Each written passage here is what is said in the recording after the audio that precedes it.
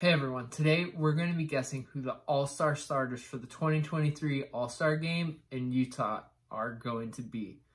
So the one thing to remember, we're going to be looking at the fan vote. Fan vote accounts for 50% of the All-Star voting. The media accounts for 25% and the players account for another 25%. So when you look at these fan votes, just know that's only going to account for half of what it's going to be. But it is going to be probably a good indicator of who we think the All-Stars are going to be, especially the starters.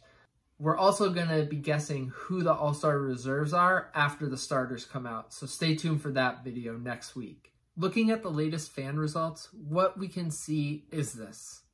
In the Western Conference, what we're really seeing is LeBron obviously has a monster lead in front of everyone, almost 2 million votes ahead of the Joker, Nikola Jokic, and from there, I think we can easily assume that James and Jokic are going to be starters.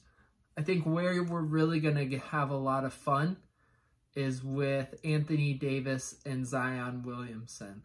So as you can see, they're about 1.5 million ahead of Andrew Wiggins, and everyone else from there is not really in contention. If we go ahead and we look at the week-over-week results for the Western Conference, what we're going to see is this. They're the ones battling for the third spot. And their race has gotten tighter, going from just under 100,000 votes to now under 80,000 votes.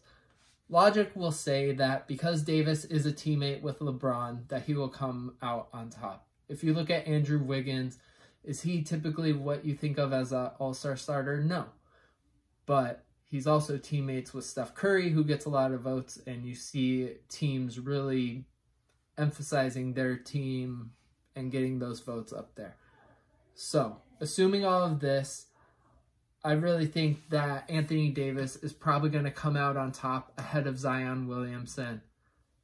But this is all assuming that Andrew Wiggins' agent doesn't procure a K-pop endorsement like he allegedly did last year. And maybe my favorite All-Star Game conspiracy theory that's come out in the past decade. Steph and Luka are just so far ahead of everyone that it's not even a competition. There's almost 3 million votes separating them from Ja Morant and Shai Gilgeous-Alexander. I think the only controversy here is Luka should probably be a forward. He shouldn't be a guard. Looking at the Eastern Conference, it's a two-man race at the top here for the front court. We see Giannis and KD really ahead of everyone. And then you have Tatum and Embiid, and then literally everyone else. There's no one above 1 million votes. So I think this last spot is going to come down to Tatum and Embiid. Looking at the jumps week over week, you can see that it's going to be a battle for this last spot. Tatum and Embiid, they're neck and neck. Tatum's increased his lead from 30,000 to 200,000 from last week, but with the NBA having votes count for double and triple on certain days, it's really anyone's guess who's going to pull ahead. My guess is, though, is that Tatum's going to pull ahead. He's going to see some strong results from the teams, and I think we're going to see the media and NBA players reward him for that.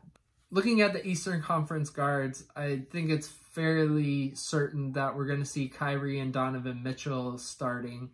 Who do you think is going to be selected as a starter for the All-Star Game? Am I right? Am I wrong? Let me know in the comments. Make sure to subscribe when I choose who I think the reserves are going to be in the All-Star Game.